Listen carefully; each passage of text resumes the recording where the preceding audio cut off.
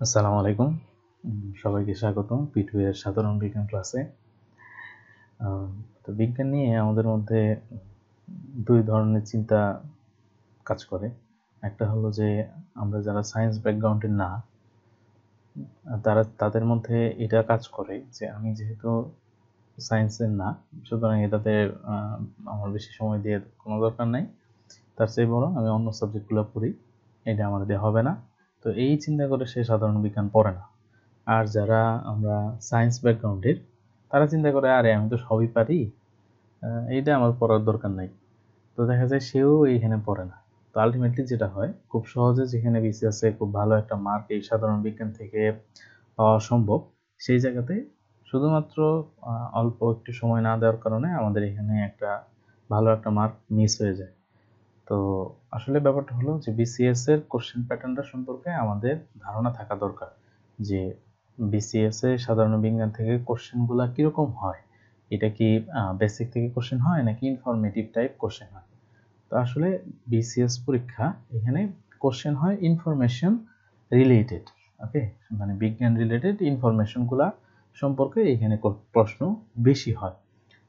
এজন্য যারা সায়েন্স ব্যাকগ্রাউন্ডের, তাদেরও বিজ্ঞানের ব্যাপারে প্রিপারেশন নেওয়া দরকার। কারণ অনেক ইনফরমেশন আছে যেগুলো আসলে বেসিক দিয়ে কভার হবে না, এগুলোর জন্য পড়তে হবে। আর আমরা যারা সায়েন্স ব্যাকগ্রাউন্ডের না, তাদেরও কিছু জিনিস বেসিক ক্লিয়ার করা দরকার। কারণ সবকিছু যদি আমি একদম গদবাঁধা বইয়ের লাইন টু লাইন মুখস্থ করে যেতে চাই, তখন দেখা যাবে যে পরীক্ষার হলে আমি যখন কোশ্চেনের অপশনগুলো দেখব, তখন আমি কনফিউজড হয়ে যাব। তো দেখা যাবে যে আইদার আমি ভুল গোল্লা ভরাট করে দিয়ে আসছি, অথবা আমি যদি বেশি ভয় পেয়ে যাই, দেন আমি এটা না দাগাই চলে আসব। তো এই জন্য আমাদের সাজেশন হবে যে P2 এর প্রত্যেকটা ক্লাস তোমরা দেখবা। এতে যেটা হবে যে বইয়ের এই লাইন টু লাইন মনে রাখার চেয়ে তোমরা যদি আমাদের এই ক্লাস ফলো করো, তো আমাদের ক্লাসের যে স্লাইড, এগুলো দেখলে তোমার মাথায় একটা ভিজুয়ালাইজেশন ক্রিয়েট হবে। এরপরে তুমি কাউট খেলবা, এরপর গুগল ফর্মে পরীক্ষা দিবা। তো আলটিমেটলি দেখবা এটা তোমার মাথায় সেট হয়ে গেছে। তো তখন এরপরে ফাইনালি যখন তুমি প্রশ্ন দেখবা, দেখবা যে অ্যান্সারগুলা তোমার কাছে খুব পরিচিত এবং তুমি কনফিডেন্টলি রাইট অ্যান্সারটা দিয়ে আসতে পারবা। আচ্ছা, চলো তাহলে শুরু করা যাক। প্রথমে আমরা বিসিএস এর সিলেবাসটা একটু দেখে নিই যে আমাদের সাধারণ বিজ্ঞানে কি কি থাকছে। তো সাধারণ বিজ্ঞানে মূলত এখানে আমাদের 3টা টপিক থেকে কোশ্চেন হয়। একটা হলো ভৌতবিজ্ঞান, একটা হলো জীববিজ্ঞান, আর হলো আধুনিক বিজ্ঞান। এই 3টা থেকে 5 মার্ক করে টোটাল 15 মার্কসের কোশ্চেন আমাদের বিসিএস এ আসবে সাধারণ বিজ্ঞান থেকে। এখন এগুলোর মধ্যে কি আছে আমরা যদি একটু দেখি, যে ভৌত বিজ্ঞানের মধ্যে দেখো পদার্থের অবস্থা, অ্যাটমের গঠন, এরপর কার্বনের বহুমুখী ব্যবহার, অ্যাসিড, ক্ষার, লবণ, পদার্থের ক্ষয়, সাবানের কাজ, এরপরে চুম্বকত্ব, তরঙ্গ, শব্দ, তাপ, এরপরে আলো, এরপর স্থির ও চলতরিৎ, ইলেকট্রনিক্স, বিভিন্ন ধরনের খনিজ উৎস, শক্তির রূপান্তর, এরপরে এই যে মৌলিক কণা, ধাতব, অধাতু, জারণ বিজারণ, তড়িৎ কোষ, জৈব এবং অজৈব যৌগ, এই সব কিছু থেকে ভৌত বিজ্ঞানের জন্য 5 মার্ক। তার মানে অনেকগুলা টপিক আমাদের কভার করতে হবে।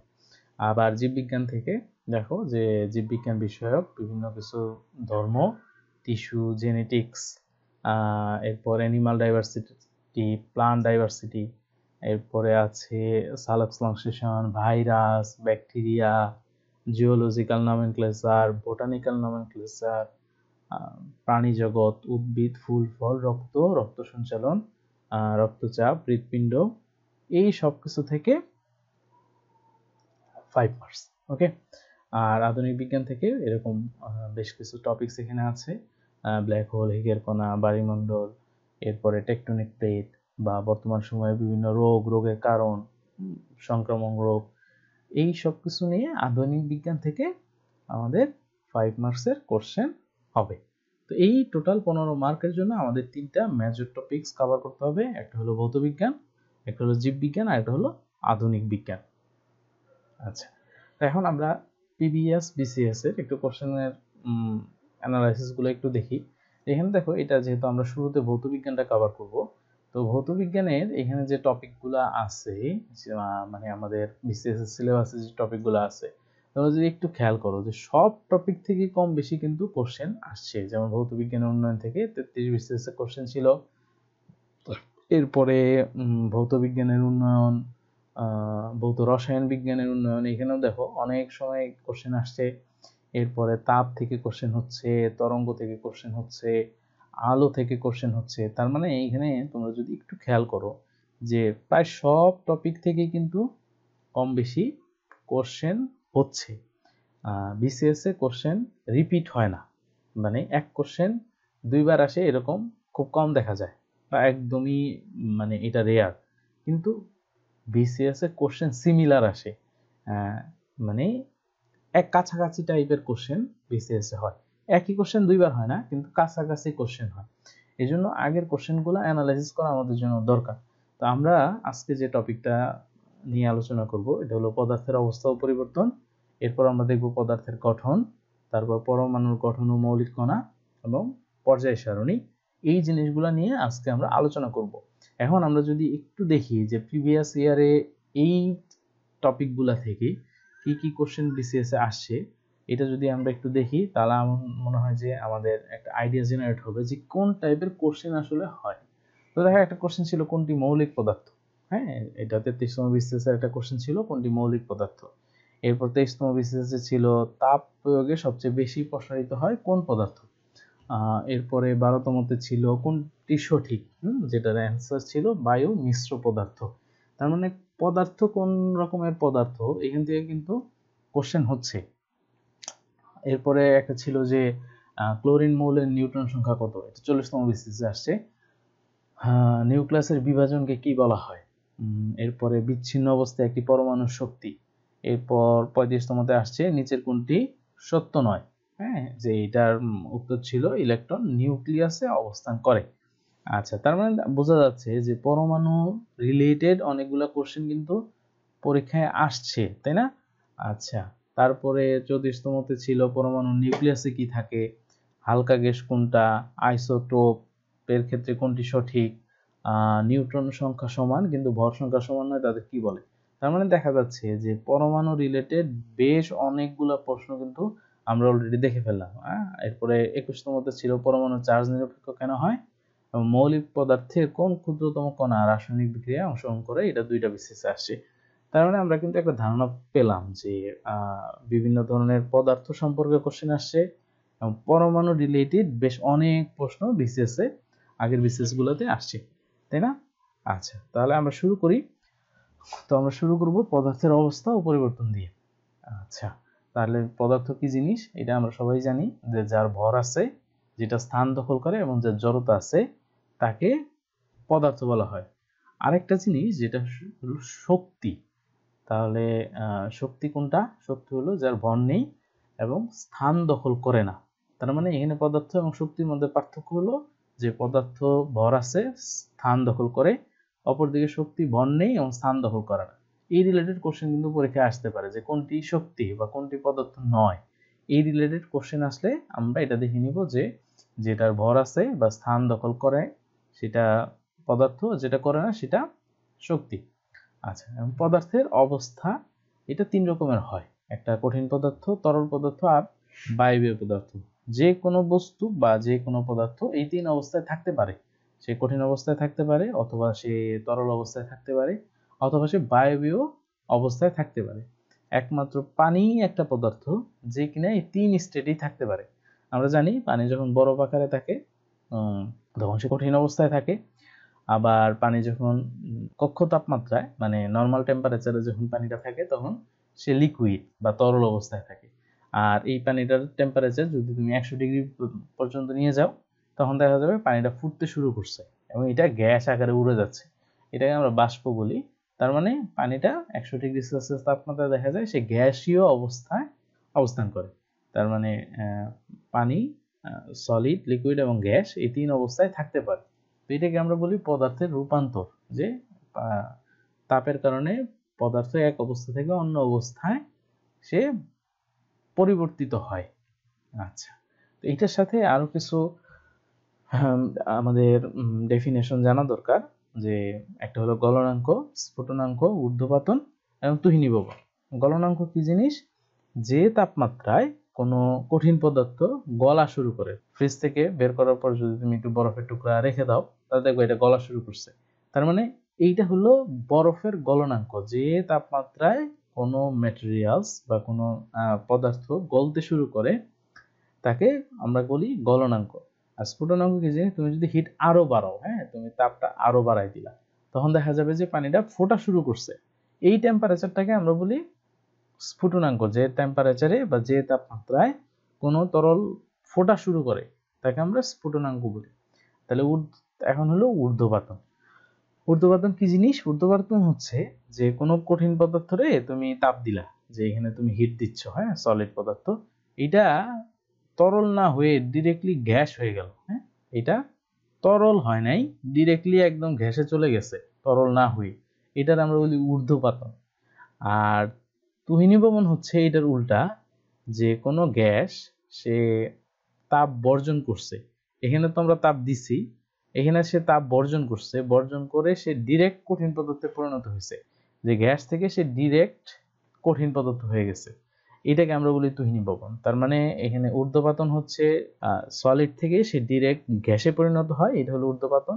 আর তুহিনিভবন হচ্ছে যে গ্যাস থেকে তাপ বর্জন করে ডিরেক্ট সে সলিডে পরিণত হয় বা কঠিন পদার্থে পরিণত হয়, তাকে আমরা বলি তুহিনিভবন। তো এখানে তাপ বর্জনের কথা যেটা বললাম, যে তাপ বর্জন, তো তাপ বর্জন জিনিসটা একটু আমি একটা উদাহরণ দিয়ে বুঝিয়ে দিই, বুঝতে সহজ হবে। সেটা হলো, অনেক সময় তুমি মনে করো যে একটা গ্লাসের মধ্যে কিছু বরফ নিলা, হ্যাঁ, কিছু বরফ, তো একটু খেয়াল করলেই দেখবা যে এই গ্লাসের বাইরে এই চারপাশে এখান দিয়ে, মানে গ্লাসের চারপাশে পানি জমা হয়েছে। হ্যাঁ, দেখবা যে কুয়াশার মতো পানি জমে গেছে গ্লাসের চারপাশে। এই পানিটা আসলে কই থেকে আসে? আচ্ছা, এটা আসে হলো, যে আমরা জানি আমাদের চারপাশে বাতাস আছে এবং বাতাসে জলীয় বাষ্প আছে, যেটাকে আমরা আর্দ্রতা বলি, তাই না? মানে আমাদের চারপাশে বাতাসে জলীয় বাষ্প বা পানি থাকে। তো এইখানে যখন তুমি বরফ রাখো, একটা গ্লাসের মধ্যে যখন তুমি বরফ রাখলা, তো এই বরফের টেম্পারেচার তো কম, তো যেটা হয় এই গ্লাসের চারপাশের বাতাসের টেম্পারেচারটা কমে যায়। এবং এই বাতাসের টেম্পারেচার যখন কমে যায়, তখন এই বাতাসের মধ্যে যে জলীয় বাষ্প আছে তারও কি হয়, তাপ বর্জন হয়, মানে ঠান্ডা হয়ে গেছে। তো তখন দেখা যায় এই যে জলীয় বাষ্প যেগুলো ছিল সেগুলা তরল হয়ে গেছে, হ্যাঁ, লিকুইডে চলে আসছে, তখন এগুলা এই গ্লাসের চারপাশে জমা হয়। হ্যাঁ, এটার আমরা বলি তাপ বর্জন। তার মানে পদার্থের অবস্থা পরিবর্তনের জন্য দায়ী কে? এটা হলো তাপমাত্রা। তুমি যদি তাপমাত্রা বাড়াও, তো দেখা যাবে কঠিন থেকে তরল, এরপর তরল থেকে গ্যাস, বা ঊর্ধ্বপাতিত হলে কঠিন থেকে ডিরেক্টলি গ্যাসে পরিণত হবে। আবার যদি তাপ বর্জন করে, দেন অবস্থানগুলা উল্টা দিকে আসবে, গ্যাস থেকে তরল, এরপর কঠিন, অথবা তুহিনিভবনের ক্ষেত্রে গ্যাস থেকে ডিরেক্টলি কঠিন পদার্থে পরিণত হবে। ওকে, আচ্ছা, এখন আসো আন্তঃআণবিক শক্তি। এখন আমরা একটু পদার্থের ভিতরে ঢুকবো, যে একটা বস্তুকে আমরা কঠিন বলতেছি, বা একটা বস্তু তরল অবস্থায় আছে বা গ্যাসীয় অবস্থায় আছে, এটার কারণ কি? বা পানি এক অবস্থা থেকে আরেক অবস্থায় পরিবর্তিত হচ্ছে, কখনো সে কঠিন বা তরল বা কখনো গ্যাসীয়, এটা আসলে কিভাবে হয়, এটার ভিতরে কি ঘটনা ঘটে, এটা আমরা একটু বোঝার চেষ্টা করব। তো এটার জন্য দায়ী যেটা, সেটা হলো যে কোনো একটা পদার্থ, সেটা অনেকগুলা ক্ষুদ্র ক্ষুদ্র কণা দিয়ে গঠিত। এই ক্ষুদ্র ক্ষুদ্র কণার মধ্যে যে একটা শক্তি আছে, আকর্ষণ শক্তি, এই শক্তিটাকে আমরা বলি আন্তঃআণবিক শক্তি। ওকে, প্রত্যেক এই যে প্রত্যেকটা পদার্থর ভিতরে যে ছোট্ট ছোট ক্ষুদ্র ক্ষুদ্র কণা আছে, যে কণাগুলো দিয়ে পদার্থটা গঠিত। তুমি একটা বিল্ডিং এর কথা চিন্তা করতে পারো, একটা বিল্ডিং কি দিয়ে গঠিত হয়? ছোট ছোট ইট দিয়ে একটা পুরা বিল্ডিং গঠিত হচ্ছে, তাই না? তো সিমিলারলি প্রত্যেকটা ম্যাটেরিয়াল ছোট ছোট কণা দিয়ে গঠিত। এই কণাগুলোর মধ্যে যে আকর্ষণ, সেটাকে আমরা বলি আন্তঃআণবিক শক্তি। তো যার আন্তঃআণবিক শক্তি যত বেশি, সে তত শক্ত করে একটা পার্টিকেল আর একটা পার্টিকেল বা ক্ষুদ্র ক্ষুদ্র কণাগুলা একটা আরেকটাকে আটকায় রাখে। তো যার আন্তঃআণবিক শক্তি বেশি, সে তত শক্ত করে আটকায় রাখে। আর যত শক্ত করে আটকায় রাখে, ওই ম্যাটেরিয়ালসটা বা ওই পদার্থ তত শক্ত হয়। তার মানে যার আন্তঃআণবিক শক্তি বেশি, সে কঠিন অবস্থায় থাকবে। যদি আন্তঃআণবিক শক্তি আরো কম হয়, তখন দেখা যাবে সে লিকুইড অবস্থায় আছে। আরো যদি কম হয়, তখন দেখা যাবে সে গ্যাসীয় অবস্থায় আছে। আমরা যদি এখানে একটু খেয়াল করি, যে এই যে এখানে প্রত্যেকটা কণা একদম কাছাকাছি, তার মানে এটা কঠিন অবস্থায় আছে। তো এখানে যদি আমরা তাপ দেই, হিট দেই, তখন যেটা হয় এই যে ছোট ছোট কণাগুলো এগুলো কাঁপা শুরু করে। তো কাঁপতে কাঁপতে দেখা যায় যে সে একটা থেকে আরেকটা একটু দূরে চলে গেছে। তখন সে কি হয়, সে আসলে তরল পদার্থে পরিণত হয়। হ্যাঁ, তো তরল পদার্থে আমরা দেখি যে তরল পদার্থকে যে পাত্রে রাখা হয় সেই পাত্রের আকার ধারণ করে। তো এটা মানে হচ্ছে যে তার মধ্যে পার্টিকেল গুলার আন্তঃআণবিক শক্তিটা কমে গেছে। এটা এখানে যদি তুমি আরো হিট দাও এই পার্টিকেল গুলো আরো দূরে চলে যাবে, তখন দেখা যাবে সেই গ্যাস হয়ে আকাশে উড়ে গেছে। তার মানে তার পার্টিকেল গুলোর মধ্যে আর কোনো আকর্ষণ নাই, মানে আন্তঃআণবিক শক্তি একদম নাই বললেই চলে। এইটা হলো আন্তঃআণবিক শক্তি, মানে পদার্থের ভিতরে যে ছোট কণা থাকে এগুলোর মধ্যকার আকর্ষণ শক্তিকে আন্তঃআণবিক শক্তি বলে। তো এটার সাথে একটা রিলেটেড ইনফরমেশন আমাদের জানা থাকতে হবে, সেটা হলো আন্তঃআণবিক শক্তি যদি বেশি হয় তার গলনাঙ্ক ও স্ফুটনাঙ্ক বেশি হবে। যত শক্ত এটারে ছুটাইতে তোমার তত বেশি হিট দেওয়া লাগবে, তার মানে তত বেশি তোমার গলনাঙ্ক বেশি হবে, স্ফুটনাঙ্ক বেশি হবে। আন্তঃআণবিক শক্তি যদি কম হয় তাহলে গলনাঙ্ক কম হবে, স্ফুটনাঙ্ক কম হবে। হ্যাঁ, এটা আমাদের মনে রাখতে হবে। আচ্ছা, এখন আসি আমরা পদার্থের শ্রেণী বিভাগ, যে পদার্থ কয় প্রকার। নরমালি পদার্থ দুই রকম, একটা হলো যে খাঁটি বস্তু পিওর সাবস্টেন্স, আর একটা হলো মিক্সচার বা মিশ্রণ। তো আমরা যদি একটু ক্লাসিফিকেশন গুলা দেখি যে মিশ্রণ কোনটা, মিশ্রণ মানে আমরা জানি যে মিক্স করা, এটা আমরা মিক্সচার বলি, তাই না? তো মিক্সচার বা মিশ্রণ দুই রকমের হয়, একটা হলো সমসত্ব মিশ্রণ আর একটা হলো অসমসত্ব মিশ্রণ। সমসত্ব মিশ্রণ কোনটা, যেটার অনুপাত গুলা সমান। হ্যাঁ, যেমন এখানে একটা এক্সাম্পল হিসেবে দেখা যাচ্ছে যে এখানে লেবুর শরবত আছে। তো লেবুর শরবত কি কি দিয়ে হয়? লেবুর শরবতে নিশ্চয়ই লেবু আছে, চিনি আছে, লবণ আছে, পানি আছে, তাই না? এগুলোকে আমরা যখন একসাথে মিক্স করছি তো এটা লেবুর শরবত বা লেমনেড হয়ে গেছে। আচ্ছা, এখন এখানে এই পুরা গ্লাসটার মধ্যে এখান থেকে কি লেবুর রস, চিনি, লবণ, পানি এগুলাকে আলাদা করা যাবে? যাবে না। তার মানে দেখো এইখানে এই সবগুলো উপাদান কিন্তু সমান অনুপাতে সব জায়গায় মিক্স আছে। তুমি এখানে যেখান থেকেই খাও দেখবে একই রকমের স্বাদ। মানে এরকম হবে না যে কোনো জায়গা থেকে খেলে শুধু চিনির স্বাদ পাওয়া যাচ্ছে, কোনো জায়গা থেকে খেলে লবণের স্বাদ পাওয়া যাচ্ছে, এরকম কিন্তু হবে না। এই ধরনের মিশ্রণকে আমরা বলি সমসত্ব মিশ্রণ। এবং এখানে অনুপাত মানে উপাদানগুলা এগুলোর অস্তিত্ব বোঝা যায় না। আর অসমসত্ব মিশ্রণ হচ্ছে যেখানে অনুপাতগুলা বিভিন্ন থাকে এবং উপাদানের অস্তিত্বগুলা বোঝা যায়। যেমন পানি আর যদি তুমি বালি মিক্স করো, হ্যাঁ, তুমি এটারে যতই নাড়ানাড়ি করো তো দেখবা যে তুমি যদি এটাকে অনেকক্ষণ নাড়লা, নেড়ে টেড়ে এটারে রেখে দিলা, কিছুক্ষণ পরে দেখবা যে উপরে পানি আর নিচে বালি আলাদা হয়ে গেছে, এটা মিক্স হবে না। তো এই ধরনের মিশ্রণকে আমরা বলি অসমসত্ব মিশ্রণ। তুমি পানির সাথে যদি তেল মিক্স করো দেখবা তেলটা আলাদা একটা লেয়ার ক্রিয়েট করছে, এই পানির সাথে মিশে যায় না। তাহলে যদি উপাদানগুলা অস্তিত্ব বোঝা যায় তখন সেটাকে আমরা অসমসত্ব মিশ্রণ বলি। আচ্ছা, এবার আসো খাঁটি বস্তু। খাঁটি বস্তু কি জিনিস? খাঁটি বস্তু দুই রকমের হয়, একটা হলো মৌলিক পদার্থ আর একটা হলো যৌগিক পদার্থ। মৌলিক পদার্থ কোনগুলা? যেটাতে কাটলে তুমি শুধু ওইটাই পাবা সেটারে আমরা বলি মৌলিক পদার্থ। যেমন অক্সিজেন, হ্যাঁ, আমরা যে শ্বাস নিই অক্সিজেন, অক্সিজেনে যদি কাটো তুমি শুধু অক্সিজেনই পাবা, এখানে আর কিছু নাই, হ্যাঁ, শুধুমাত্র অক্সিজেনই আছে। এই ধরনের পদার্থকে আমরা বলি মৌলিক পদার্থ। আর যৌগিক পদার্থ কোনটা? যেটারে কাটলে তুমি দুই বা তার বেশি মৌলিক পদার্থ পাবা তাকে বলা হয় যৌগিক পদার্থ। মানে যে পদার্থকে ভাঙলে দুই বা ততোধিক মৌলিক পদার্থ পাওয়া যায় তাকে যৌগিক পদার্থ বলে। যেমন এখানে খাবার লবণ, খাবার লবণে কি কি থাকে? খাবার লবণে থাকে হলো সোডিয়াম, সোডিয়াম একটা মৌলিক পদার্থ, সোডিয়াম থাকে, আর থাকে হলো ক্লোরাইড। ওকে, এই দুইটা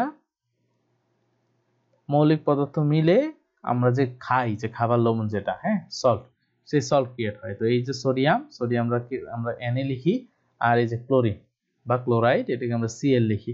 তো এই দুইটা মৌলিক পদার্থ একত্রিত হয়ে কি করছে? খাবার লবণ তৈরি করছে। তো এই জন্য খাবার লবণটা হলো একটা যৌগিক পদার্থ। বোঝা গেছে? তার মানে মৌলিক পদার্থ হলো যেটা কাটলে শুধুমাত্র ওই পদার্থই পাওয়া যায়, সেটাকে আমরা বলি মৌলিক পদার্থ। আর যৌগিক পদার্থ হলো যেটাকে ভাঙলে দুই বা ততোধিক মৌলিক পদার্থ পাওয়া যায়, তাকে আমরা যৌগিক পদার্থ বলি। আচ্ছা, তো এখানে কিছু ইনফরমেশন একটু মনে রাখতে হবে আমাদের, যে বর্তমানে মৌলিক পদার্থের সংখ্যা কত? 118টি। বর্তমানে 118টা মৌলিক সংখ্যা আছে এবং এই 118টার মধ্যে 98টা প্রকৃতিতে পাওয়া যায়। আর বাকি যে 20টা, এই 20টা ল্যাবে তৈরি করা হয়েছে, হ্যাঁ, কৃত্রিম উপায়ে প্রাপ্ত হয়েছে। তাহলে এটা 3টা ইনফরমেশন আমরা মনে রাখবো, যে বর্তমানে মৌলিক পদার্থের সংখ্যা 118, প্রকৃতিতে পাওয়া যায় 98টা, আর কৃত্রিম উপায়ে প্রাপ্ত 20টা। এখন আসো পদার্থের পরিবর্তন। পদার্থের 2 রকমের পরিবর্তন হয়, একটা হলো ভৌত পরিবর্তন আর একটা হলো রাসায়নিক পরিবর্তন। ভৌত পরিবর্তন হলো চেহারার পরিবর্তন, চেহারা চেঞ্জ হয়ে গেছে, এটাতে আমরা বলি ভৌত পরিবর্তন। আর রাসায়নিক পরিবর্তন হলো তার ভিতরগত অবস্থা পরিবর্তন হয়ে গেছে, এটা হলো রাসায়নিক পরিবর্তন। তাহলে মনে করো এখানে কাঠ আছে, একটা বড় কাঠ, এই বড় কাঠটাকে কেটে তুমি ছোট ছোট করলা, তো এটা কি কাঠ আছে নাকি এটা লোহা হয়ে গেছে? কাঠই আছে, তাই না? জাস্ট কি হয়েছে, বড় কাঠ ছিল এখন ছোট হয়ে গেছে। এই ধরনের পরিবর্তনকে আমরা বলি ভৌত পরিবর্তন। আর রাসায়নিক পরিবর্তন কি জিনিস, তুমি এই কাঠটা যদি পোড়াও, পোড়ানোর পর তুমি দেখলা যে শুধু ছাই পড়ে আছে, কিছু ছাইটা কি কাঠ? কাঠ না, তাই না? তো এই যে পরিবর্তনটা, এটাকে আমরা বলি রাসায়নিক পরিবর্তন, যেখানে তার টোটাল ধর্ম বা ওই পদার্থটা চেঞ্জ হয়ে অন্য কোনো পদার্থে পরিণত হয়েছে, তাকে আমরা বলি রাসায়নিক পরিবর্তন। আর ভৌত পরিবর্তন কোনটা, শুধুমাত্র তার চেহারার পরিবর্তন হয়েছে, এটাকে আমরা বলি ভৌত পরিবর্তন। আচ্ছা, এখন আমাকে বলো যে মোমবাতি, আমরা যে মোমবাতি জ্বালাই, এই মোমবাতি জ্বালানোটা কি ভৌত পরিবর্তন নাকি রাসায়নিক পরিবর্তন, কোনটা? আসলে আমরা যখন মোমবাতি জ্বালাই তখন 2 ধরনের পরিবর্তনই হয়, একটা হলো ভৌত পরিবর্তনও ঘটে, রাসায়নিক পরিবর্তনও ঘটে। কোনটা? মনে করো যে এটা যখন জ্বলতেছে, মোমবাতিটা তুমি যখন জ্বালাইছো, তখন দেখা যাবে যে কিছু মোম গলে গলে এই নিচের দিকে পড়বে। তো দেখো যেটা গলে নিচের দিকে পড়তেছে সেটাও কিন্তু মোম, তাই না? সিমিলার, একই টাইপ। এটা হলো ভৌত পরিবর্তন, যে সে একটা সুন্দর শেপে ছিল, এখান থেকে গলে গলে নিচের দিকে পড়তেছে, এটা হলো ভৌত পরিবর্তন। আর এই যে মোমবাতিটা আস্তে আস্তে জ্বলে জ্বলে যে শেষ হয়ে যায়, এটা কই যায়?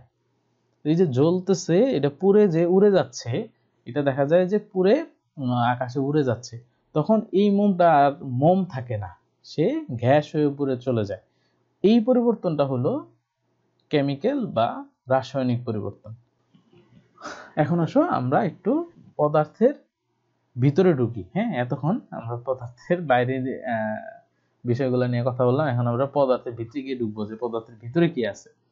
ওকে, পদার্থগুলা আসলে গঠিত হয় 2টা জিনিস দিয়ে, একটা হলো পরমাণু আর একটা হলো অণু, 2টা ক্ষুদ্র কণা, হ্যাঁ, যেগুলা দিয়ে আসলে প্রত্যেকটা পদার্থ গঠিত হয়। তো পরমাণু যেটা, সেটা প্রায় 2500 বছর পূর্বে গ্রিক দার্শনিক ডেমোক্রিটাস, সে সর্বপ্রথম এই পরমাণু সম্পর্কে ধারণা দেয়। তিনি এই পরমাণুর নাম দিয়েছিল অ্যাটোমা। সে এটার নাম দিয়েছিল অ্যাটোমা। তাহলে এটা মনে রাখতে হবে যে সর্বপ্রথম পরমাণু সম্পর্কে ধারণা কে দেয়? ডেমোক্রিটাস, প্রায় 2500 বছর পূর্বে। তো উনি যেটা বলে যে প্রত্যেক পদার্থই ক্ষুদ্র ক্ষুদ্র কোনো কিছু দিয়ে গঠিত, হ্যাঁ, যেটা যেটা একদম ক্ষুদ্র, এটার নিচে মানে এটার পরে আর কিছু নাই, এই ক্ষুদ্র কণাগুলা দিয়ে প্রত্যেকটা পদার্থ গঠিত, এবং তিনি এটার নাম দেন অ্যাটোমা। কিন্তু উনি কোনো এটার বৈজ্ঞানিক ব্যাখ্যা দিতে পারে নাই, যে আসলেই আছে কিনা, যে সে এক্সপেরিমেন্ট করে দেখাবে, এই ধরনের কোনো ব্যাখ্যা সে দেয়নি। পরবর্তীতে 1803 সালে স্কুল শিক্ষক জন ডাল্টন, হ্যাঁ, জন ডাল্টন, সে এই পরমাণুর বৈজ্ঞানিক ব্যাখ্যা দেয়। এই কারণে তাকে আধুনিক রসায়নের জনক বলা হয়। তাহলে পরীক্ষায় যদি কোশ্চেন আসে যে আধুনিক রসায়নের জনককে, কি হবে? John Dalton. আচ্ছা, তো পরমাণু সম্পর্কে আমাদের কিছু ইনফরমেশন জানা লাগবে, যে পরমাণু হচ্ছে মৌলিক পদার্থের বৈশিষ্ট্য রক্ষাকারী ক্ষুদ্রতম কণা, যা রাসায়নিক বিক্রিয়ায় অংশগ্রহণ করে। এই কোশ্চেনটা কিন্তু বিসিএস এ একবার আসছে, যে মৌলিক পদার্থের কোন ক্ষুদ্রতম কণা রাসায়নিক বিক্রিয়ায় অংশগ্রহণ করে, কি হবে? পরমাণু। ওকে, আচ্ছা, পরমাণুগুলা বিভাজ্য, মানে পরমাণুকে জন ডাল্টন, ডেমোক্রিটাস, সে যেটা ভাবছিল যে পরমাণুই সবচেয়ে ক্ষুদ্রতম, ব্যাপারটা তা না। এই পরমাণুকেও পরে দেখা গেছে যে এটারও তুমি ভাগ করে, এটার ভিতরেও কিছু আছে, এর চেয়েতেও ক্ষুদ্রতম কণা আছে। আর পরমাণু যদি অন্য কোনো পরমাণুর সাথে সংযুক্ত হতে চায়, তখন সে কিছুটা শক্তি হারায় এবং সে স্থিতিশীল পরমাণুতে পরিণত হয়। আর অণুতে একাধিক পরমাণু থাকে, তার মানে অণু আর পরমাণুর মধ্যে পরমাণু কিন্তু ক্ষুদ্রতর, মানে একাধিক পরমাণু মিলে একটা অণু ক্রিয়েট হয়। আচ্ছা, এই জিনিসটা আমি একটু ক্লিয়ার করে দিব এখন, যে অণু আর পরমাণু যে ব্যাপারটা। আর অণু হচ্ছে রাসায়নিক বিক্রিয়ায় সরাসরি অংশগ্রহণ করে না। অণু রাসায়নিক বিক্রিয়ায় অংশগ্রহণ করতে হলে আগে সে পরমাণুতে ডিভাইড হয়, তারপর সে রাসায়নিক বিক্রিয়ায় অংশগ্রহণ করে। আর এখানে বেশিরভাগ মৌলিক পদার্থ যেগুলো আছে এগুলোর অণুগুলা দ্বিপরমাণু, যেমন অক্সিজেন। অক্সিজেন অণু যদি আমি লিখতে চাই তাহলে O2, এটা মানে হলো দুইটা অক্সিজেন আছে, একটা অক্সিজেন একটু দুইটা অক্সিজেন। অক্সিজেন এগুলো হলো পরমাণু, হ্যাঁ, এটা হলো পরমাণু, এটা পরমাণু। তো দুইটা পরমাণু মিলে কি হয়েছে, একটা অক্সিজেনের অণু ক্রিয়েট করছে। তো বেশিরভাগ মৌলিক পদার্থের অণুগুলো হলো দ্বিপরমাণু, কিন্তু কিছু গ্যাস আছে যেগুলোকে আমরা নিষ্ক্রিয় গ্যাস বলি, এগুলো আমরা পরে দেখব। এই নিষ্ক্রিয় গ্যাসগুলার অণুগুলো হলো এক পরমাণু, এটা মনে রাখতে হবে। আচ্ছা, এখন এটা আমি একটু ক্লিয়ার করি, হ্যাঁ, যে যেমন আমরা পানির কথা একটু আগে বললাম যে পানির তিনটা স্টেটই থাকতে পারে। তো পানির সংকেত হচ্ছে H2O। আচ্ছা, তো আমি এখানে একটু দেখাই। তুমি মনে করো যে এটা পানি, হ্যাঁ, তো তুমি এই পানিটা কাটা শুরু করলে, কাটতে কাটতে কাটতে কাটতে তুমি একদম ক্ষুদ্রতম একটা কণা পাইলা, হ্যাঁ, যে এইটা হলো পানির একটা কণা। তো এটার নাম কি হবে, H2O। এটা হলো অণু, পানির অণু, হ্যাঁ, পানির অণু। পানির সংকেত হলো H2O। H কি, H মানে হলো হাইড্রোজেন, হ্যাঁ, H হলো হাইড্রোজেন, আর ও কি, ও হলো অক্সিজেন। তাহলে এখানে H2O দিয়ে আমরা যেটা বুঝাচ্ছি যে দুইটা হাইড্রোজেন আছে আর একটা অক্সিজেন পরমাণু মিলে একটা পানির অণু তৈরি করছে।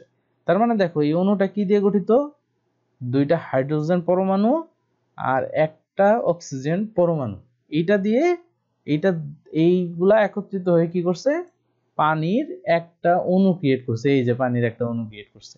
তার মানে তুমি যদি অণুর মধ্যে কি থাকবে, একাধিক পরমাণু থাকবে, এটা বুঝতে হবে, হ্যাঁ, যে অণুর মধ্যে একাধিক পরমাণু থাকবে।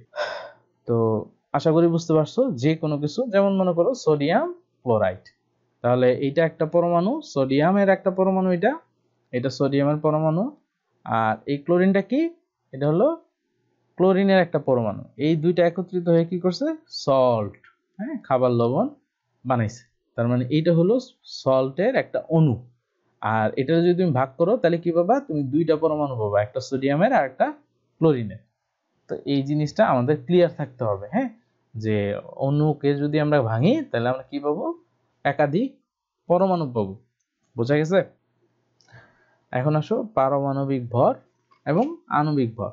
তাহলে পারমাণবিক ভর তো বোঝাই যাচ্ছে যে পরমাণুর ভর যেটা, সেটাকে আমরা পারমাণবিক ভর বলি, আর অণুর ভরকে আণবিক ভর বলি।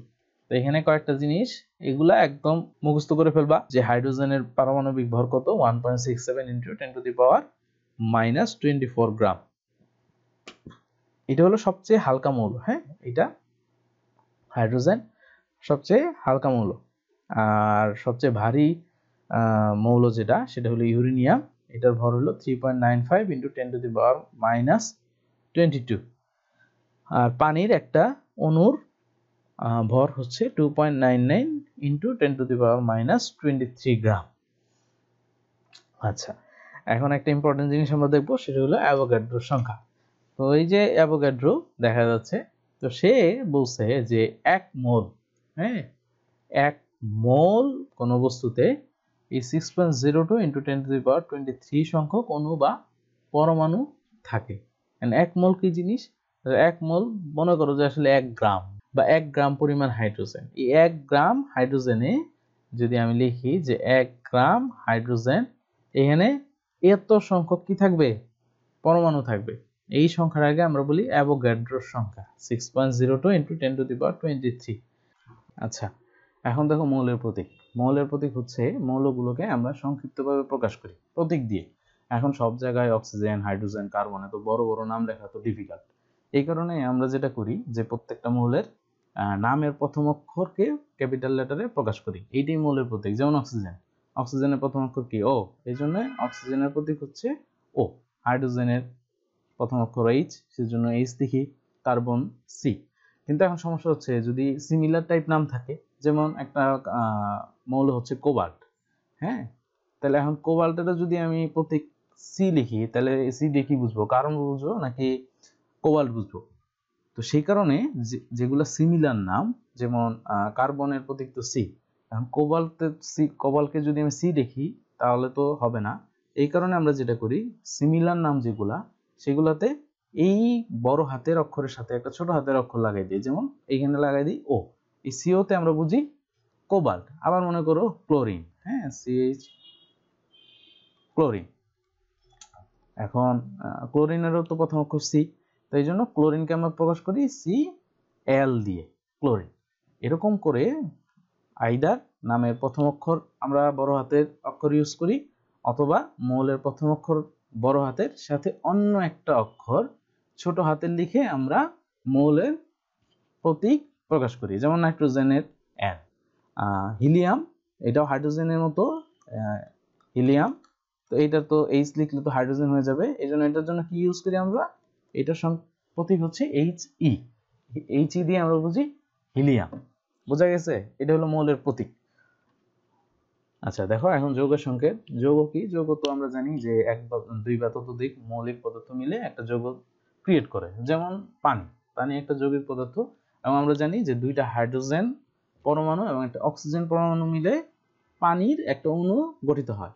তাহলে এটা সংকেত কি হবে, যে দুইটা হাইড্রোজেন, তাহলে এইচ দিয়ে তো আমরা বুঝি হাইড্রোজেন কয়টা, দুইটা, লিখলাম 2, আর অক্সিজেন কয়টা, একটা, তাহলে একটা ও লিখলাম। তো এইটা হলো পানির সংকেত।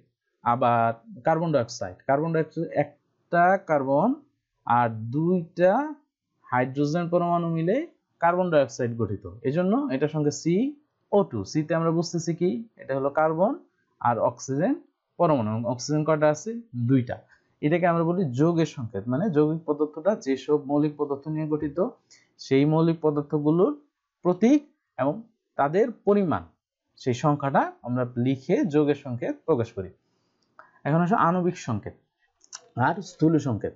আণবিক সংকেতটা কি, অ্যাকচুয়াল যে সংখ্যাটা, মানে মনে করো এখানে আছে গ্লুকোজ, যে C6H12O6, এটা হলো গ্লুকোজের সংকেত। আমরা গ্লুকোজ খাই বা যে কোনো খাবার খেলে এটা আমাদের ভিতরে গিয়ে গ্লুকোজ ক্রিয়েট করে।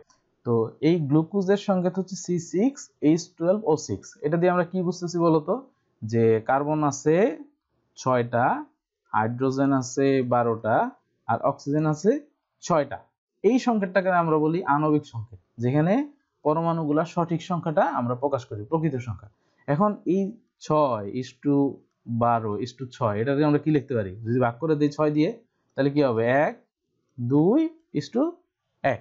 এখন এইটাতে যদি আমি এই আকারে প্রকাশ করি 1:2:1, যেমন এখানে এই যে CH2O, এখানে বোঝা যাচ্ছে যে কার্বন আছে একটা, হাইড্রোজেন আছে দুইটা, আর অক্সিজেন আছে একটা।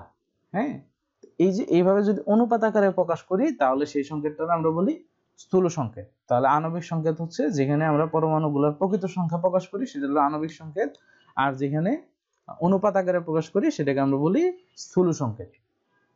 এখন আসো পরমাণুর গঠন ও মৌলিক কণা। তাহলে আমরা প্রথমে ছিলাম পদার্থে, হ্যাঁ, পদার্থগুলা আমরা মনে করি এটা পদার্থ, এটা ভেঙে আমরা ঢুকছিলাম যে এটা ছোট ছোট কণা দিয়ে গঠিত, যে পরমাণু আর অণু।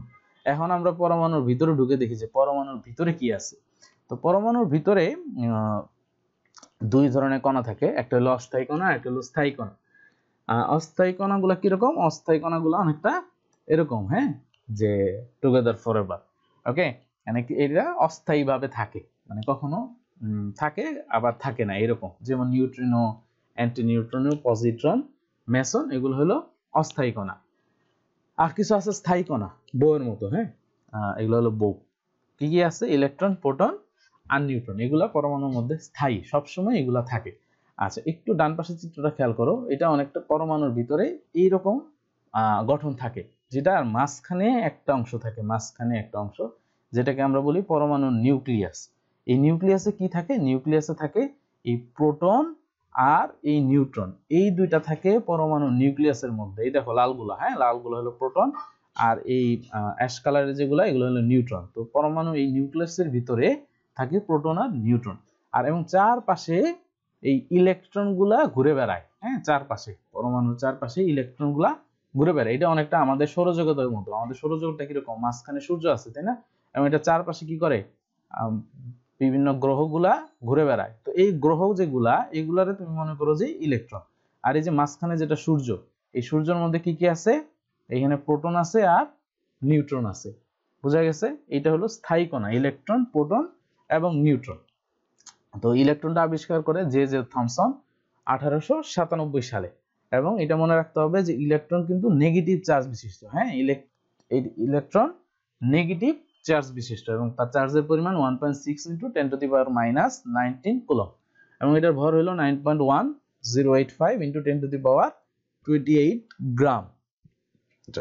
আর প্রোটন আবিষ্কার করা হয় 1919 সালে এবং আবিষ্কার করে রাদারফোর্ড। তো উনি এটা আবিষ্কার করার জন্য যে পরীক্ষাটা উনি করেছিলেন সেটা হলো যে উনি এরকম একটা গোল্ডের পাত, হ্যাঁ, একটা গোল্ডের পাত রাখে এবং একটা সোর্স থেকে সে আলফা পার্টিকেল এই পাতের মধ্যে এই পাতের এদিক দিয়ে পাস করায়।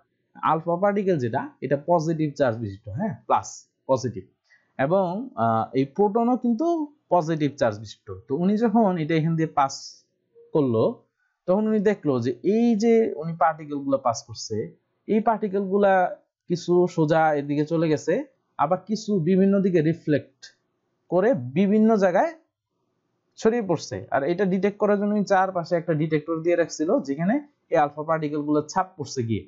আচ্ছা, এখন আসলে ঘটনা কি হচ্ছে, উনি এটা দেখে চিন্তা করতেছে যে আমি যে আলফা পার্টিকেল গুলা পাস করলাম, তো দেখা গেল কিছু পার্টিকেল এই যে লাল গুলা, হ্যাঁ, এগুলো সোজা চলে গেছে, পাস করে চলে গেছে। আবার কিছু আসছে যেগুলা হঠাৎ করে এখানে এসে বিভিন্ন দিকে রিফ্লেক্ট করছে, এদিকে চলে গেছে, এদিকে চলে গেছে। আবার দেখলো একটা একদম ডিরেক্টলি আসছে যে পথে, সেই পথেই ব্যাক করছে।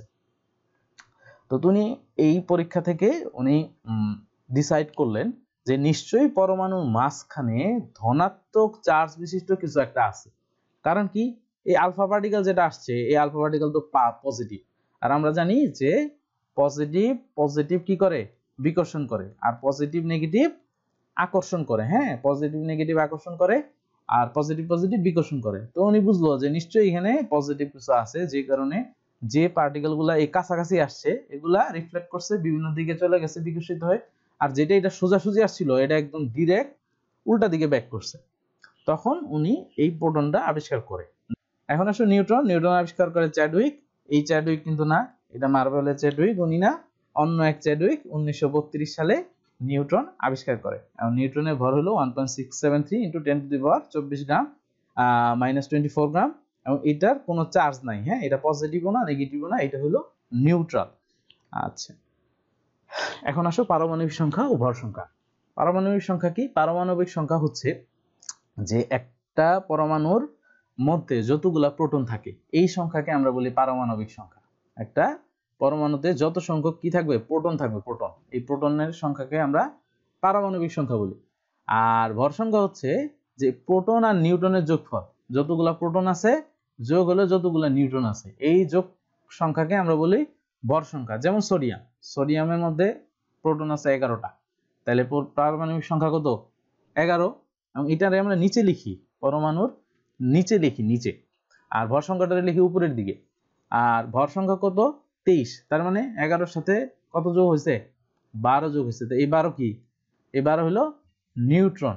এখানে আমরা একটু দেখে নেই, দেখো ভর সংখ্যা তাহলে কি, প্রোটন যোগ নিউট্রন, পারমাণবিক সংখ্যা ইকুয়াল টু প্রোটন সংখ্যা। তাহলে নিউট্রন বের করতে হলে কি করতে হবে? যদি নিউট্রন বের করতে চাই, ভর সংখ্যা থেকে এই প্রোটন সংখ্যাটা বিয়োগ দিতে হবে, তাহলে আমরা পেয়ে যাব নিউট্রন সংখ্যা। ভর সংখ্যা মাইনাস প্রোটন বা পারমাণবিক সংখ্যা। মনে থাকবে তো এটা? হ্যাঁ, এটা কিন্তু মনে রাখতে হবে যে যতগুলা প্রোটন আছে তার পারমাণবিক সংখ্যা তত, আর প্রোটন সংখ্যা আর নিউট্রন সংখ্যা যোগ হয়ে ভর সংখ্যা প্রকাশ করে। আচ্ছা, এটা হলো পিরিয়ডিক টেবিল, মানে পর্যায় সারণী। পর্যায় সারণীর বৈশিষ্ট্য বা পর্যায় সারণী নিয়ে একটু পরেই বিস্তারিত আলোচনা করব। এখন শুধু এটা বলে রাখি যে বিজ্ঞানীরা চিন্তা করছে যে আমাদের যতগুলো মৌল আছে এই মৌলগুলোরে আমরা একটু সাজায় রাখি। তো এই সাজায় রাখার জন্য ওনারা যে টেবিলটা ইউজ করে সেটাকে বলে পর্যায় সারণী। এবং পর্যায় সারণীতে এই যে মৌলগুলো আছে যেমন হাইড্রোজেন, অক্সিজেন, কার্বন, নাইট্রোজেন, এগুলাকে বিজ্ঞানীরা এই পারমাণবিক সংখ্যা, যেটা মানে প্রোটন সংখ্যা বললাম, যেটাকে প্রোটন সংখ্যা, যতগুলো প্রোটন আছে তাকে পারমাণবিক সংখ্যা বলে। এই পারমাণবিক সংখ্যা আকারে এই চার্টের মধ্যে তারা খুব সুন্দর করে সাজায় রাখছে। এটাকে আমরা পিরিয়ডিক টেবিল বলি। একটু পরে এই পিরিয়ডিক টেবিল সম্পর্কে আমরা বিস্তারিত জানবো। শুধু এখন এতটুকু মনে রাখি যে পিরিয়ডিক টেবিলটা সাজানো হয়েছে পারমাণবিক সংখ্যার ভিত্তিতে। যেমন এখানে H1, তার মানে বোঝা যাচ্ছে যে হাইড্রোজেনের পারমাণবিক সংখ্যা হলো কত? 1। হাইড্রোজেনের পারমাণবিক সংখ্যা 1 মানে কি? প্রোটন আছে কয়টা? একটা প্রোটন আছে, ভেরি গুড। কার্বনের পারমাণবিক সংখ্যা 6, তাহলে এখানে প্রোটন কয়টা আছে কার্বনের মধ্যে? 6টা প্রোটন আছে। ওকে, এখন আসো তিনটা ইম্পর্টেন্ট জিনিস আমরা দেখবো, একটা হলো আইসোটোপ, একটা আইসোবার আর একটা আইসোটোন। দেখো এটা কিন্তু খুব ইম্পর্টেন্ট, কারণ এই আইসোটোপ আইসোবার থেকে অনেকবার বিসিএস এ কিন্তু কোশ্চেন হয়েছে, তার মানে এটা কিন্তু খুব ইম্পর্টেন্ট আমাদের জন্য। হ্যাঁ, আচ্ছা, প্রথমে আসো আইসোটোপ। আইসোটোপ কি জিনিস? আইসোটোপ হচ্ছে যেগুলার মানে যেসব পরমাণুর প্রোটন সংখ্যা 1 কিন্তু ভর সংখ্যা আলাদা, তাদেরকে বলে আইসোটোপ। যেমন দেখো এখানে কার্বনের, এখানে বোঝা যাচ্ছে পারমাণবিক সংখ্যা 6, এখানেও 6, মানে প্রোটন সংখ্যা 6, কিন্তু এটার ভর হইলো 12 আর এটার ভর সংখ্যা হইলো 13। তার মানে বোঝা যাচ্ছে প্রোটন সংখ্যা সমান কিন্তু ভর সংখ্যা ভিন্ন। এই ধরনের পরমাণুকে বলা হয় আইসোটোপ। তোমরা এইভাবে মনে রাখতে পারো, এই যে লাস্টে যে প আছে, পতে কি হয়? প্রোটন হয়। হ্যাঁ, প্রোটন, তার মানে প্রোটন সংখ্যা সমান কিন্তু ভর সংখ্যা ভিন্ন, তাদেরকে আমরা বলি আইসোটোপ। এখন আসো আইসোবার। আইসোবার এই ভার থেকে হলো ভর, তার মানে যেসব পরমাণুর ভর সংখ্যা সমান কিন্তু প্রোটন সংখ্যা ভিন্ন, তাদেরকে আমরা বলি আইসোবার। দেখো সোডিয়াম, সোডিয়ামের ভর হলো 24, আর ম্যাগনেসিয়াম, এমজিতে আমরা ম্যাগনেসিয়াম প্রকাশ করি, ম্যাগনেসিয়ামের ভর হলো 24। দেখো দুইটার ভর সংখ্যা কিন্তু সমান, কিন্তু সোডিয়ামের প্রোটন সংখ্যা হলো 11 আর ম্যাগনেসিয়ামের প্রোটন সংখ্যা হলো 12।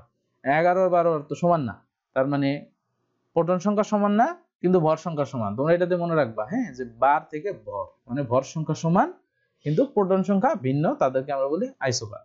আর এটা হলো আইসোটোন। যেমন নতে কি হয়?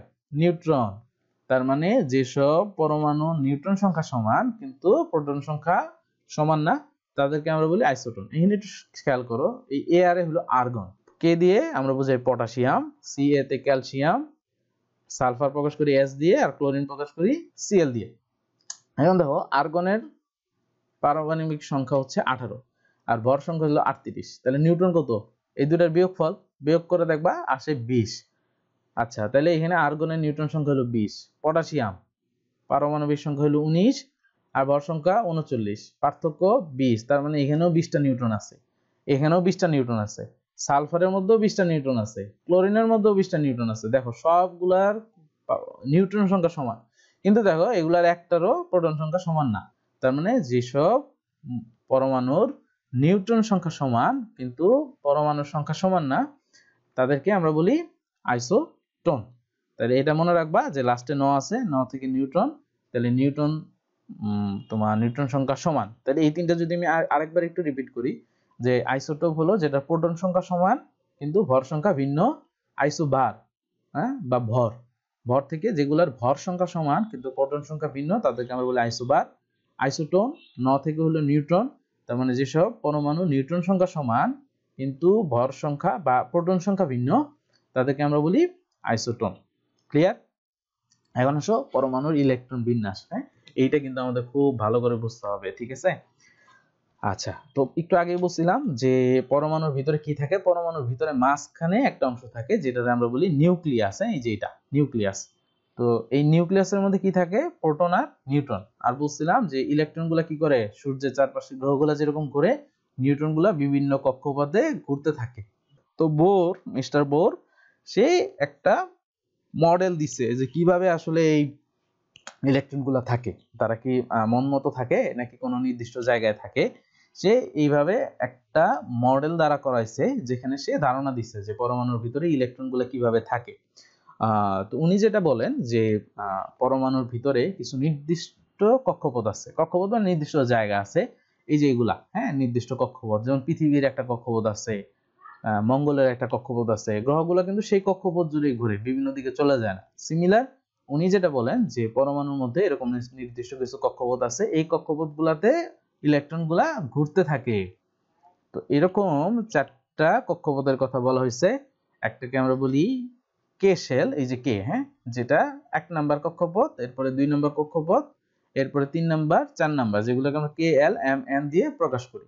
এগুলা এইসব নির্দিষ্ট কক্ষপথের মধ্যে ইলেকট্রনগুলা কি ঘুরতে থাকে। আচ্ছা, তো এই যে ইলেকট্রনগুলা যে থাকে এই বিভিন্ন কক্ষপথের মধ্যে, এইগুলাকে আমরা প্রকাশ করি, হ্যাঁ, ইলেকট্রন বিন্যাস দিয়ে এগুলাকে আমরা প্রকাশ করি। আচ্ছা, এখন আমরা একটু দেখি এই ইলেকট্রন বিন্যাসটা আমাদের আসলে বেসিকটা ক্লিয়ার করার জন্য একটু জানতে হবে। হ্যাঁ, আচ্ছা, আমি এটাকে একটা এক্সাম্পল হিসেবে একটু দেখাই। আচ্ছা, মনে করো যে আমি মনে করো একটা বিল্ডিং, ঠিক আছে, এই বিল্ডিংটা 4 তলা, এই বিল্ডিংটা হলো 4 তলা। হ্যাঁ, 4 তলা। আচ্ছা, এবং 4 তলার মধ্যে নিচতলায় একটা রুম, দোতলায় 2টা রুম, 3 তলায় আছে 3টা রুম এবং 4 তলায় আছে 4টা রুম। আচ্ছা, এই রুমগুলার নাম আছে। নাম কি? এইটা হলো এস রুম, মানে আমাদের বাসা বাড়িতে যেরকম থাকে না, যে ড্রয়িং রুম থাকে, বেডরুম থাকে, বিভিন্ন রুমের নাম থাকে, তো এরকম এই বিল্ডিং এর বিভিন্ন রুমেরও এক একটা নাম আছে। দোতলার রুমগুলো হলো এস রুম আর হলো পি রুম, এইখানেও 3 তলায় হলো এস, পি এবং ডি রুম, আর 4 তলায় হলো এস, পি, ডি এবং এফ রুম। এই 4 রকমের রুম আছে এবং এই রুমগুলোর ক্যাপাসিটি এক এক রকম। যেমন এস, এগুলো ছোট ছোট রুম, হ্যাঁ, এগুলোতে বেশি মানুষ থাকতে পারে না। এস রুমে সর্বোচ্চ 2 জন মানুষ থাকতে পারে। আর পি জাতীয় যে রুমগুলা, এগুলো আরেকটু বড়, এখানে থাকতে পারে 6 জন করে। ডি রুমগুলা এটা আরেকটু বড়, এখানে 10 জন করে মানুষ থাকতে পারে। আর এফ রুম হলো সবচেয়ে লাক্সারিয়াস রুম, এই রুমগুলাতে থাকতে পারে 14 জন, বড় রুম অনেক। হ্যাঁ, ক্যাপাসিটি। ওকে, তাহলে এটা হলো একতলা, এটা হলো 1, এটা 2 তলা, এটা 3 তলা আর এটা হলো 4 তলা। এই 4টা দিয়ে আমরা আসলে এই যে ইলেকট্রনের যে শক্তি স্তরগুলো, এটা তো মাঝখানে নিউক্লিয়াস, এটা হলো প্রথম শক্তি স্তর, এটা দ্বিতীয় শক্তি স্তর, এটা তৃতীয় শক্তি স্তর আর এইটা হলো চতুর্থ শক্তি স্তর। এই 4টা শক্তি স্তরকে আমরা এই 1 2 3 4 4টা তলা দিয়ে প্রকাশ করলাম। তাহলে বলছিলাম যে প্রথম শক্তি স্তরের নাম কি? প্রথম শক্তি স্তরের নাম হলো কে, দ্বিতীয় শক্তি স্তরের নাম ছিল এল, তৃতীয় শক্তি স্তরের নাম ছিল এম এবং চতুর্থ শক্তি স্তরের নাম ছিল এন, কে এল এম এন, এই 4টা শক্তি স্তর। আচ্ছা, তাহলে এখন আমরা ইলেকট্রন বিন্যাস আসলে কিভাবে করি এটা একটু আমরা দেখি। মনে করো হাইড্রোজেনের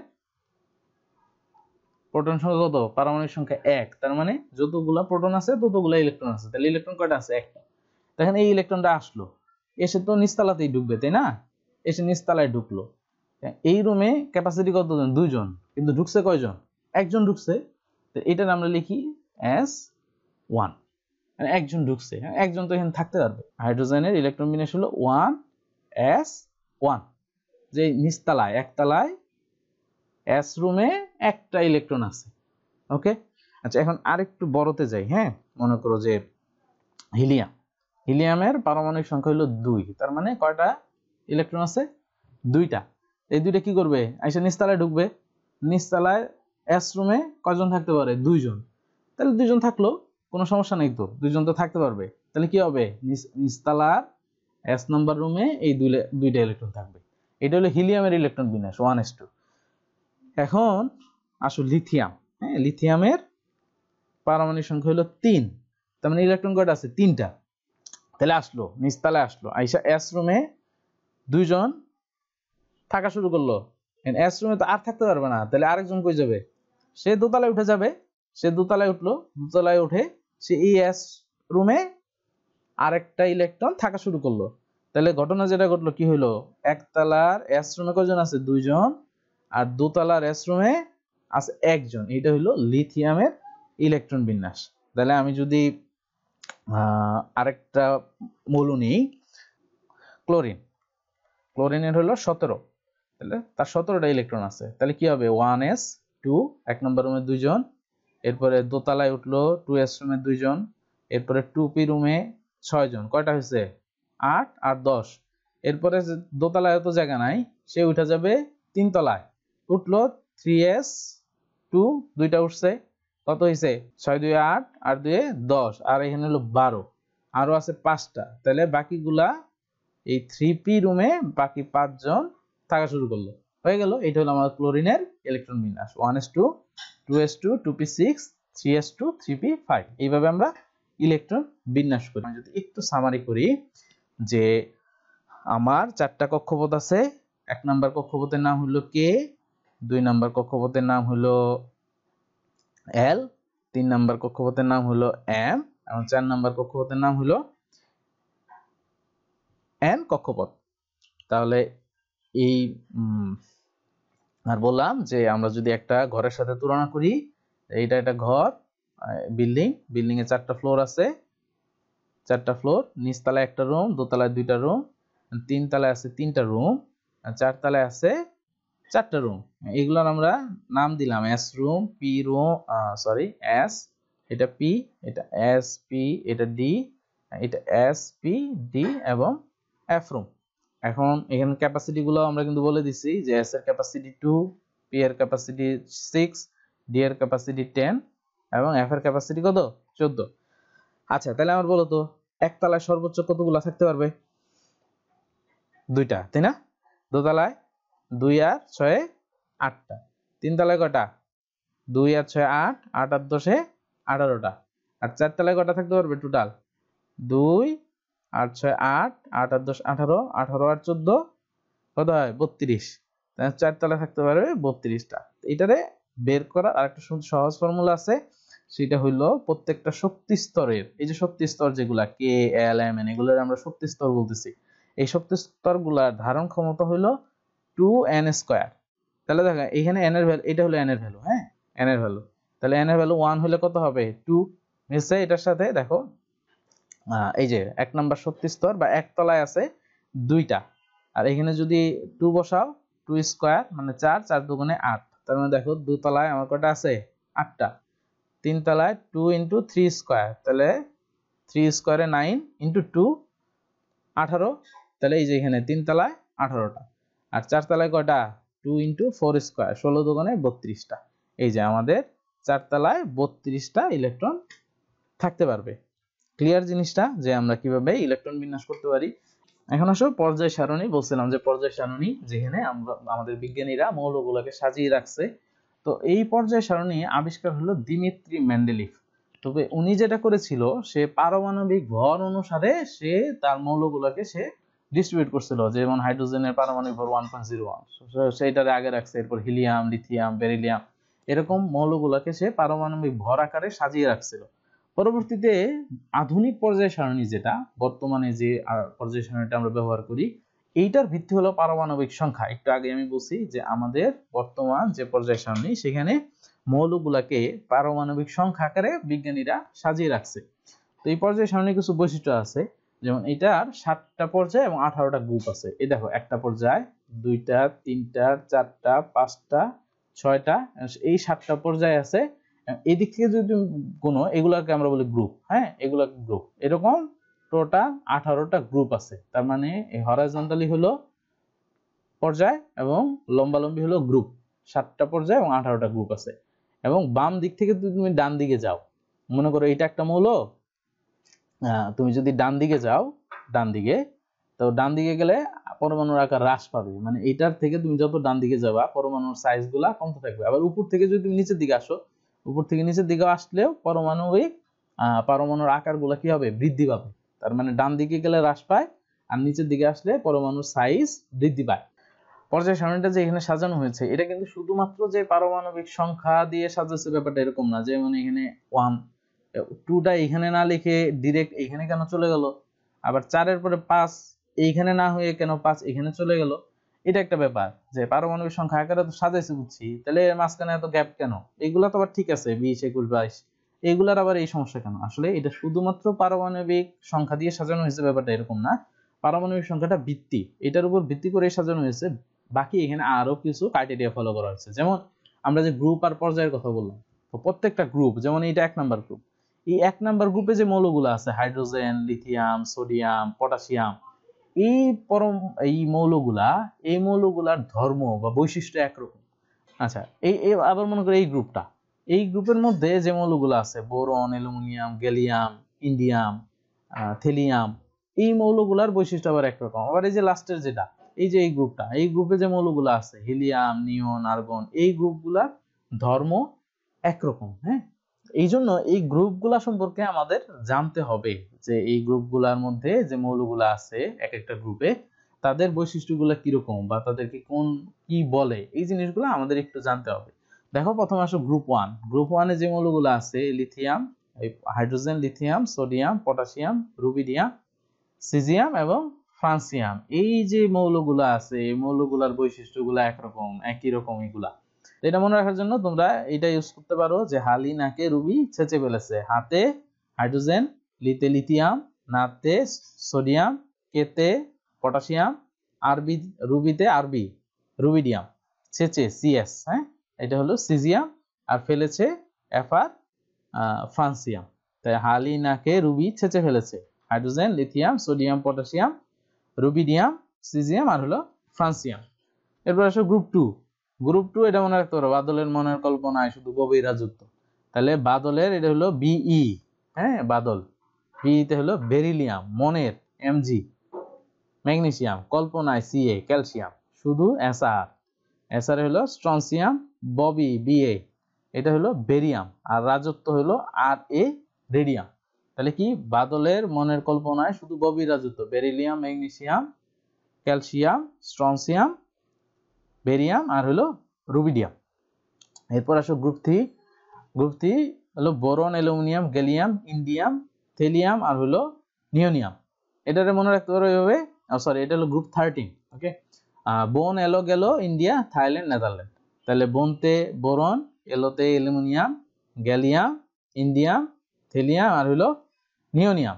আচ্ছা, এখন কথা হলো সবগুলা কি মনে রাখতে হবে কিনা। আসলে গ্রুপগুলা তোমরা সবগুলা মনে রাখতে পারলে তো বেটার, না হলে শুধুমাত্র প্রথম 2টা বা 3টা, যেমন বোরন, অ্যালুমিনিয়াম, গ্যালিয়াম, এরকম 2টা বা 3টা নাম মনে রাখলেই হবে।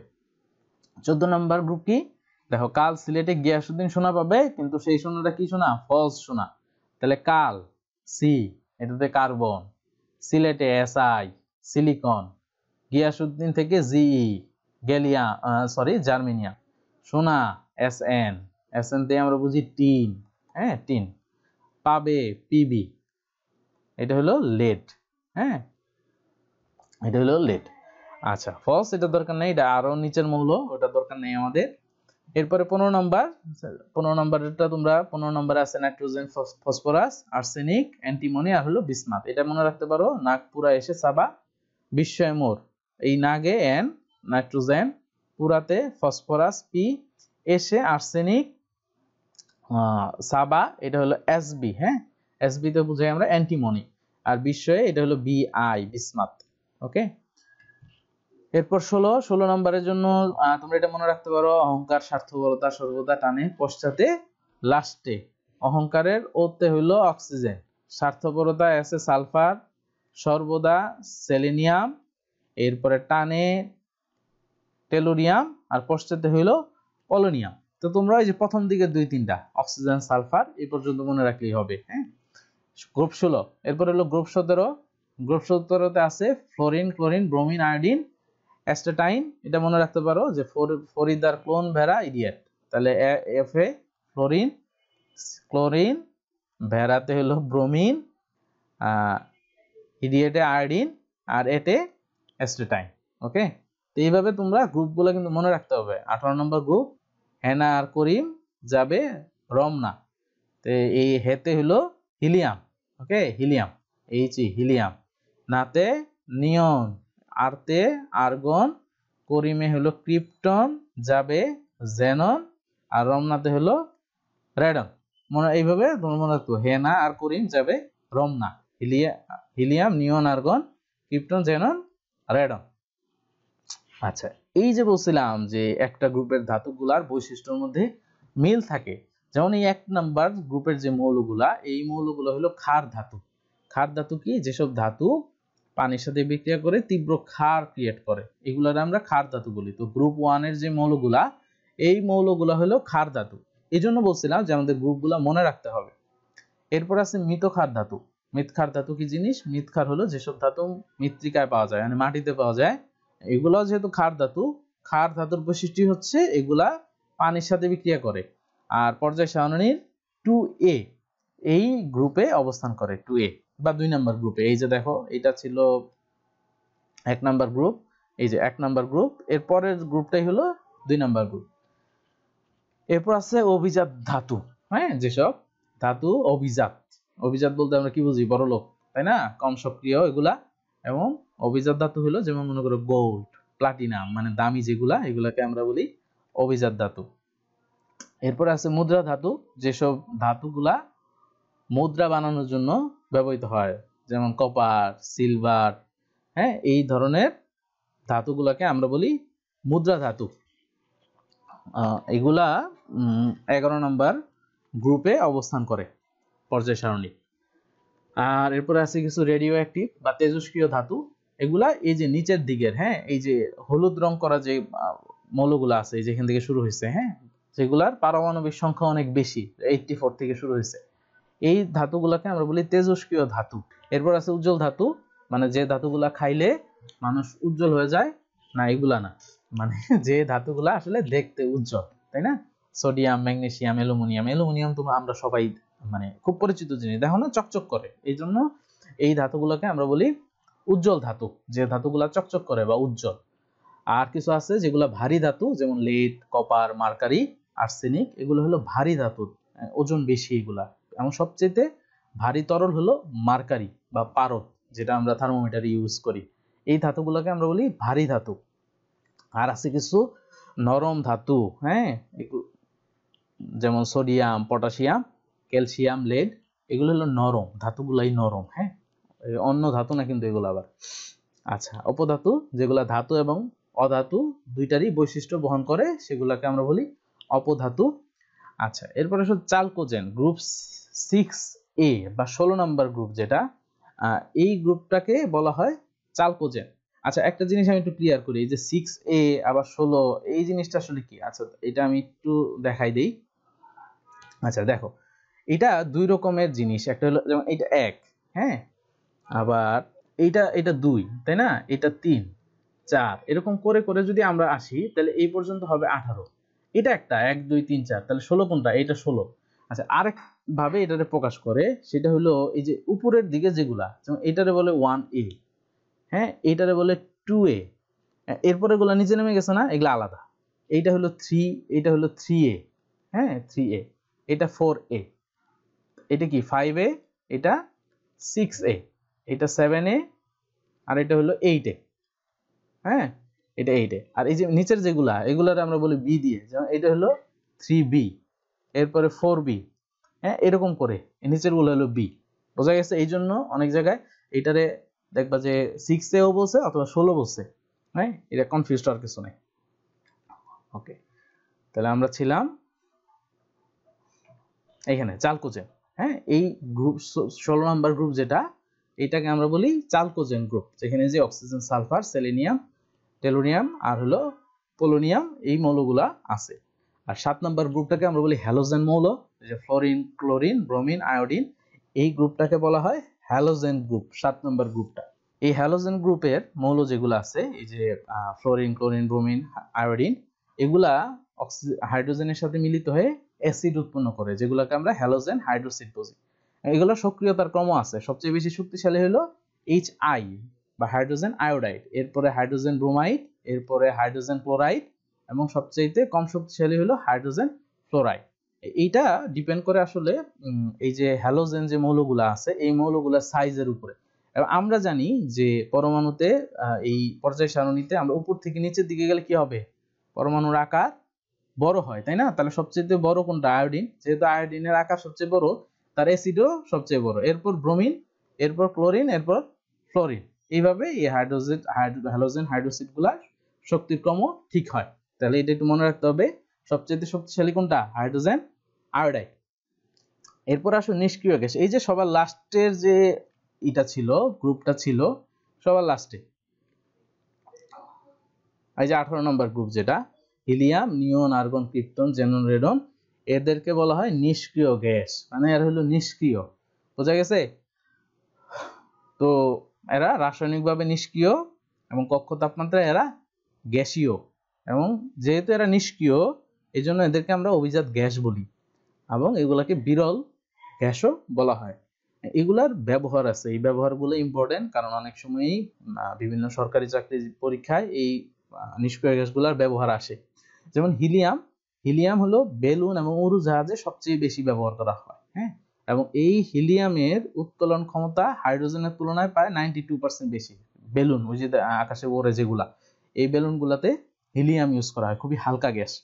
এবং ডুবুরিদের সিলিন্ডারে 80% হিলিয়াম এবং 20% অক্সিজেন ব্যবহার করা হয়, যাতে এই ডুবুরিরা যে সিলিন্ডার ইউজ করে এটার ভার যাতে কম থাকে। এবং নিম্ন তাপমাত্রার গবেষণা কাজে, এবং যেহেতু এটা নিষ্ক্রিয় গ্যাস, এই জন্য এই নিষ্ক্রিয় গ্যাসগুলা নিষ্ক্রিয় পরিবেশ সৃষ্টিতে কাজে লাগে। এরপর আসুন নিয়ন। নিয়ন বাতি আমরা অনেক সময় বলে থাকি, তাই না? তো আলোকসজ্জার ইলেকট্রিক বাল্বে নিয়ন ব্যবহার করা হয়। এবং কুয়াশার মধ্যে যেহেতু দেখা যায়, এই কারণে বিভিন্ন আলোক সংকেত তৈরি করার জন্য, যেমন বিমানের আলোক সংকেতে নিয়ন ব্যবহার করা হয়। এরপর আর্গন। আর্গন বৈদ্যুতিক ভালভে আর্গন থাকে। আবার রাসায়নিক বিক্রিয়ার নিষ্ক্রিয় পরিবেশ, যাতে এক বিক্রিয়া করার সময় আরেক বিক্রিয়া ঘটে না যায়, এর নিষ্ক্রিয় পরিবেশ তৈরি করার জন্য আর্গন ব্যবহার করা হয়। এবং তেজস্ক্রিয় পরিমাপক যন্ত্রে, এটা কিন্তু ইম্পর্টেন্ট, তেজস্ক্রিয়তা পরিমাপক যন্ত্রে আর্গন ব্যবহার হয়। এরপর ক্রিপ্টন ও জেনন ইউজ করা হয় বৈদ্যুতিক গ্যাস বাল্বে, তেজস্ক্রিয় পরিমাপক যন্ত্রে, এবং ফটোগ্রাফিক ফ্ল্যাশ বাল্বে, ফটোগ্রাফিক যে ফ্ল্যাশ, এটাতে ক্রিপ্টন ও জেনন ব্যবহার করা হয়। আর রেডন, এটা তেজস্ক্রিয় গবেষণায় আর ক্যান্সার কোষ ধ্বংস করতে, এটা কিন্তু মনে রাখতে হবে, ক্যান্সার কোষ ধ্বংস করতে রেডন ব্যবহার করা হয়। তাহলে আমরা একটু যদি ফ্ল্যাশব্যাকে যাই, তাহলে সবচেয়ে নিষ্ক্রিয় কোনটা? সবচেয়ে নিষ্ক্রিয় কি? সবচেয়ে নিষ্ক্রিয় গ্যাস হলো হিলিয়াম। ডুবুরিরা কোন গ্যাস ব্যবহার করে? হিলিয়াম ব্যবহার করে, তাই না? একটু আগে দেখলাম। ফটোগ্রাফিক ফ্ল্যাশ লাইটে কি ব্যবহার করা হয়? জেনন। জেনন ব্যবহার করা হয়। ক্ষারধর্মীগুলা কোন গ্রুপের? 1A বা 1 নম্বর গ্রুপে। আয়োডিন কোন ধরনের মৌল? হ্যালোজেন, তাই না? হ্যালোজেন। আবার দেখা হবে পরবর্তী টপিক নিয়ে নেক্সট ক্লাসে। ধন্যবাদ সবাইকে।